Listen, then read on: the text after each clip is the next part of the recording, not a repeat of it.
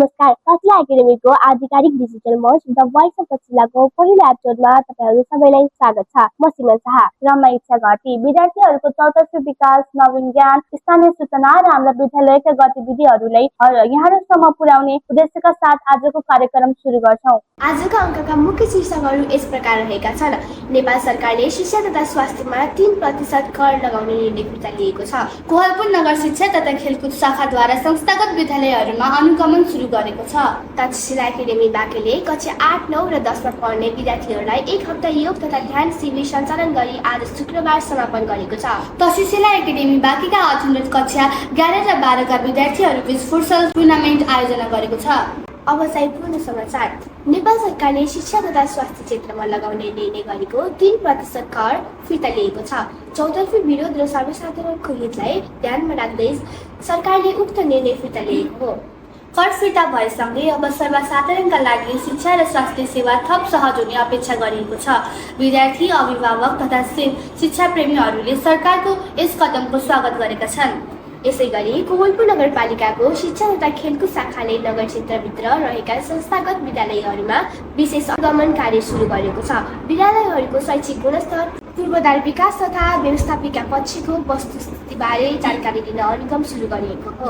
अनुगमनका क्रममा विद्यालयहरूले नियमअनुसार शिक्षण अधिगम प्रक्रिया अपनाएको र नअपनाएको, विद्यार्थीहरूको भौतिक तथा शैक्षिक वातावरण कस्तो रहेको छ भन्ने विषयमा सक्षम अध्ययन भइरहेको शाखाले जनाएको छ। अब चलो हाम्रो आफ्नो विद्यालय तक्षशिला एकाडेमी बाँकेको खबरतर्फ। तक्षशिला एकाडेमीले कक्षा 8, 9 र 10 का विद्यार्थीहरूका लागि सञ्चालन गरेको 1 हप्ते योग तथा ध्यान शिविर आज शुक्रबार एक विशेष समारोहका बीच समापन भएको छ।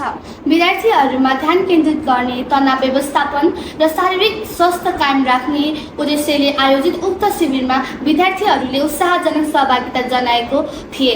समापन कार्यक्रममा विद्यार्थीहरूले ध्यान र योगबाट प्राप्त अनुभव तथा अनुभवजन्य फाइदाहरूबारे आफ्ना विचार व्यक्त गरेका थिए।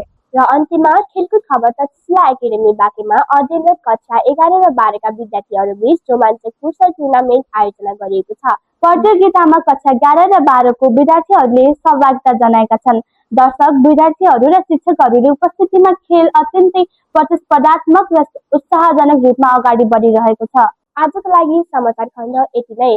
अब भने पालो भएको छ हाम्रो कार्यक्रमको सबैभन्दा खास र आकर्षक भाग ट्यालेन्ट स्पोटलाइटको। बिल्कुलै, जहाँ हामी हरेक एपिसोडमा हाम्रा एकजना प्रतिभाशाली साथीलाई उहाँको विशेष कला र क्षमतामा साथ मञ्चमा प्रस्तुत गर्दछौँ। सङ्गीतले मलाई नयाँ ऊर्जा दिन्छ। आजको ट्यालेन्ट स्पोटलाइटमा आफ्नो सुरिलो आवाज लिएर आउनुभएको कक्षा 8 अक्षित विक। उहाँको मखमली र सुमधुर स्वरमा यो सुन्दर गीत सुन्ने आनन्द लिऊ। धन्यवाद इच्छा र सिमरनलाई। मेरो नाम अक्षित विक।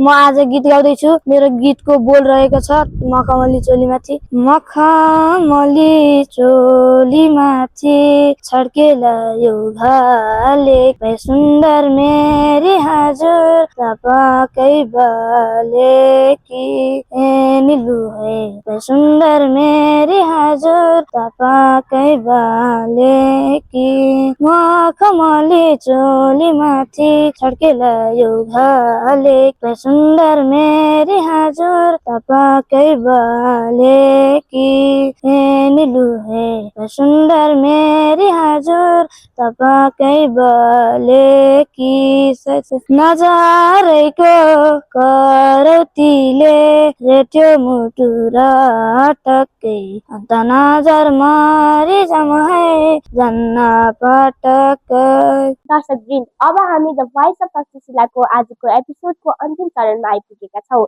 र समय भएको छ हाम्रो लोकप्रिय खण्ड अडियन्स क्विजको। एकदमै सही। आज पनि हाम्रा दर्शकहरूका लागि एउटा ज्ञानवर्धक प्रश्न तयार छ र आजको यो क्विज खण्ड सञ्चालन गर्ने र प्रश्न सोध्नका लागि हामीसँग जोडिँदै हुनुहुन्छ कक्षा 7 की साथी रोसिका साई। आउनुहोस्, स्वागत गरौँ रोसिका साईलाई। अबको मञ्च उहाँकै हातमा। धन्यवाद सिमरन र इच्छालाई। द भोइस अफ तक्षशिला हेरेर बसिरहनु भएको सम्पूर्ण दर्शकवृन्दमा म रोसिका साईको तर्फबाट हार्दिक नमस्कार। कति पनि ढिला नगरी आजको अडियन्स क्विजको प्रश्नतर्फ लागौं। आजको प्रश्न रहेको छ, नेपालका वर्तमान शिक्षा, विज्ञान तथा प्रविधि मन्त्री को हुनुहुन्छ? म प्रश्न पुनः दोहोर्याउँदैछु। नेपालका वर्तमान शिक्षा, विज्ञान तथा प्रविधि मन्त्री को हुनुहुन्छ र यसका अप्सनहरू यस प्रकार रहेका छन्। नम्बर 1 सुमना श्रेष्ठ, नम्बर 2 विद्या भट्टराई, नम्बर 3 सस्मित पोखरेल, नम्बर 4 अशोक राई। यदि तपाईलाई यसको सही उत्तर थाहा छ भने तल कमेन्ट बक्समा गएर आफ्नो नाम, कक्षा र सही उत्तर लेखेर पठाउनु होला। सही उत्तर दिने भाग्यशाली व्यक्तिको नाम हामी अर्को एपिसोडमा घोषणा गर्नेछौँ। धन्यवाद। धेरै धेरै धन्यवाद रोशिका प्रश्नको लागि। दर्शकवृन्द ढिला नगरी तुरुन्तै कमेन्ट गर्नुहोस् र सही उत्तर पठाउनुहोस्। हाम्रो आजको द भोइस अफ तक्षशिलाको पहिलो एपिसोड यहाँहरूलाई कस्तो लाग्यो तल कमेन्ट बक्समा आफ्नो अमूल्य सुझाव दिन नबिर्सनुहोला। हाम्रा भिडियोहरू नियमित हेर्नका लागि यो भिडियोलाई लाइक, शेयर र च्यानललाई फलो, सब्स्क्राइब गरिदिनु होला। अर्को हप्ता नयाँ विषयवस्तुका साथ पुनः भेट्ने हुनेछौँ। त्यतिन्जेलका लागि द भोइस अफ तक्षशिलाका सम्पूर्ण टिमलाई बिदा दिनुहोस्। धन्यवाद।